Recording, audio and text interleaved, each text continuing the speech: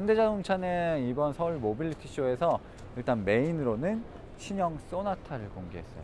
지금 이제 N9 모델인데 각져 있는 부분들, 지금 이제 방향지시등도 나오고 이 방향지시등 안쪽에 이게 패널로 막아놓은 부분, 엠블럼까지도 지금 안쪽으로 들어가 있잖아요.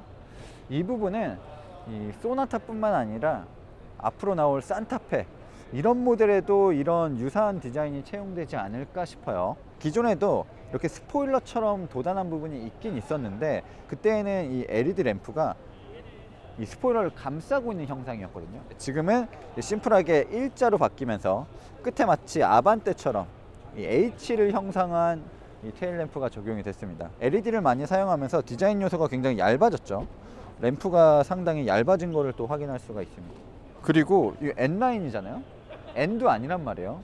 그냥 이 고성능을 조금 표방하는 모델임에도 머플러가 지금 쿼드 팁이 적용이 됐습니다.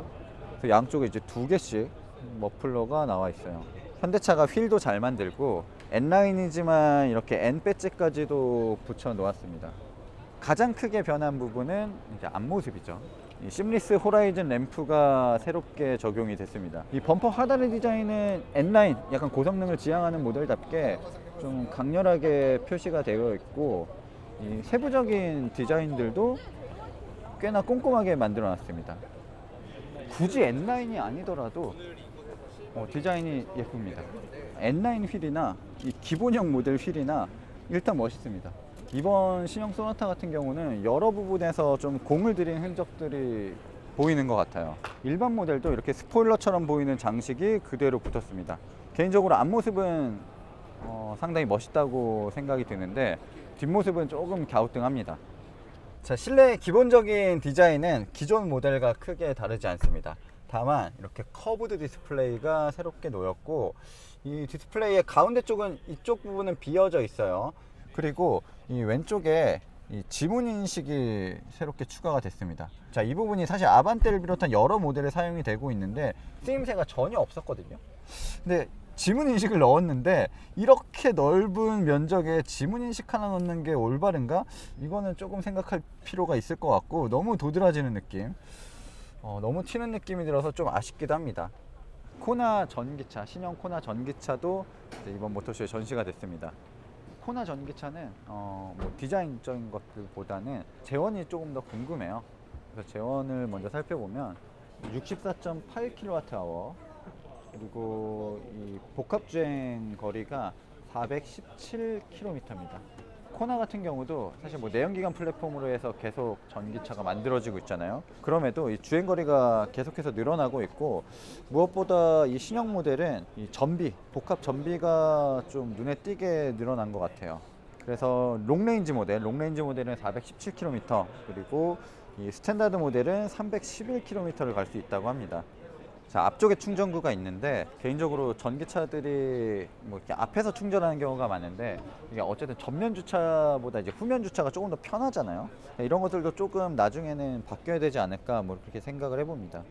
코나 일렉트릭 같은 경우는 범퍼 아래쪽에 있는 저런 장식, 도트 장식 있잖아요. 이 사각형 장식, 이 장식을 곳곳에서 볼 수가 있어요. 여기 보세요. 일반 모델은 그냥 한 줄로 쭉 그어져 있는 이 램프가 적용이 되어 있는데, 심리스 호라이즌 램프가 적용되어 있는데, 이 모델은 지금 전부 도트 처리가 되어 있죠. 자, 실내 디자인은 사실 이 내연기관 그리고 하이브리드 코나와 크게 다르지 않습니다. 이건 뭐지? 이런 약간 액세서리 같은 것들도 있고, 뭐 전기차라고 크게 다른 부분은 없는 것 같아요. 내연기관 기반으로 만든 전기차이기 때문에 아이오닉 5처럼 이 실내 구성을 자유롭게 만들지는 못했습니다. 기존의 내연기관의 흔적이 어느 정도는 있어요. 그럼에도 수납 공간 마련해 놓은 거 보면 뭐 대단한 생각이 듭니다. 컵홀더도 되고, 이 넓은 수납 공간으로 사용할 수 있게도 하고, 이 아래쪽 콘솔 박스 같은 경우도 상당히 부피가 큰 편입니다. 그리고 이런 위쪽에 수납 공간도 마련이 되어 있고요. 뒤에도 이렇게 다 도트 처리가 됐네. 그리고 범퍼 하단에도 저런 장식들이 전부 붙었고요. 자, 이렇게 이 윈도우 라인에서 리어 스포일러처럼 이렇게 이어져 있는 부분, 이 부분의 장식도 조금 새롭습니다. 자, 예전에는 이 내연기관과 전기차를 구분하기 위해서 굉장히 여러 가지 장식도 넣고 뭐 엠블럼도 크게 박아놓고 좀 특별함을 많이 주려고 했는데, 요즘 트렌드가 거의 내연기관이나 전기차나 동일한 디자인, 거의 차별화되는 요소 없이 차를 만들고 있거든요.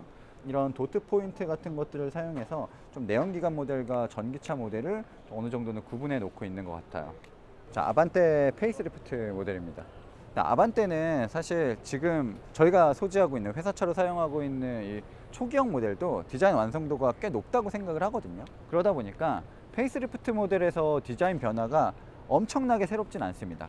특히 뭐 뒷모습 같은 경우는 거의 달라진 게 없다고 느껴져요. 물론 범퍼 하단이나 여러 가지 포인트들을 바꾸긴 했지만 초기형 아반떼와 크게 다르지 않은 디자인을 보여주고 있습니다.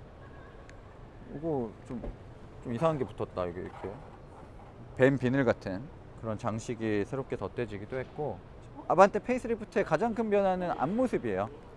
이 앞모습이 마치 최근에 현대차가 잘 보여주고 있는 심리스 호라이즌 램프처럼 보이게 하는 이 장식이 붙었습니다. 이게 사실 램프를 넣어도 될 것 같은데 단가를 최소화하기 위해서 일단 램프보다는 우리 그냥 크롬으로 장식하면 얼핏 보면 심리스 호라이즌 같지 않아? 뭐 이런 생각으로 나오지 않았을까, 뭐 그런 생각이 들어요. 실질적으로 사진만 봤을 때 좀 흐릿한 사진, 그리고 빛이 많은 곳에서 봤을 때는 쫙 이어져 있는 것처럼 보이거든요. 근데 실질적으로는 그런 부분에 손대진 않고 이렇게 장식만 추가를 했습니다. 그리고 이 헤드램프 자체도 기존에는 보니 쪽을 조금 넘어가는 그런 디자인이었는데, 지금은 훨씬 더 램프가 얇아지기도 해서 자동차가 좀 낮게 깔린 느낌, 좀 무게중심이 낮은 느낌을 가진 것처럼 느껴지게 됩니다. 그리고 범퍼 하단의 디자인도 조금 더 공격적으로 디자인이 바뀐 것 같아요. 우리나라는 좀 유행도 빠르고 무언가 이제 다 빨리빨리 지나가는 것 같아요. 비전 74 이거 엄청난 인기를 끌고 관심을 받았는데, 여러 번 공개되다 보니까 이번 모터쇼에서 관심을 가지시는 분이 아무도 없어서 개인적으로 서글픕니다. 이거 그래도 현대차가 진짜 미래 기술을 보여주고 과거의 헤리티지를 살리면서 야심차게 준비한 모델인데, 그리고 아이오닉 6를 기반으로 만든 이 N 모델, 이 모델도 이제 작년에 부산 모터쇼에서 공개가 됐었죠. 두 모델 모두 이제 부산 모터쇼에서 공개됐었던 이 현대차 브랜드의 이 고성능 모델, 뭐 미래 고성능 모델, 미래 레이스카 이런 것들을 보여주는 컨셉합니다. 뭐 비전 74 같은 경우는 완전히 그냥 좀 먼 미래에 있는 모델이지만, 지금 이 모델 같은 경우는 어쨌든 아이오닉 6를 기반으로 만들었고 아이오닉 6도 전시가 되어 있기 때문에 두 모델을 보시면서 좀 어떻게 달라졌고 이게 어떤 느낌을 주는지 이런 것들을 조금 살펴보시는 것도 모터쇼를 찾는 재미 중에 하나일 겁니다. 자, 이렇게 일러스트 작가와 협업을 한 캐스퍼도 전시가 되어 있고, 이건 데카를 붙인 겁니다. 페인팅을 한 게 아니라 데카를 붙인 깜찍한 캐스퍼도 전시가 되어 있고, 캐스퍼가 또 깜찍한 게 또 있어요. 아, 이거 약간 그 태극기, 우주 안의 자동차 태극기 그리기 대회 대상 수상작. 너가 아까 이거 뭐냐고 그랬잖아. 대상 수상작이야, 대상. 세상에 한 대뿐인 그 나만의 유니크한 캐스퍼를 디자인해 주세요 라고 해가지고 그래서 대상을 받은 우주 속에 있는 캐스퍼. 이 태극기의 이 마크를 형상한 이 색상 컬러 조합. 또 있어. 여기 끝도 없는데 캐스퍼?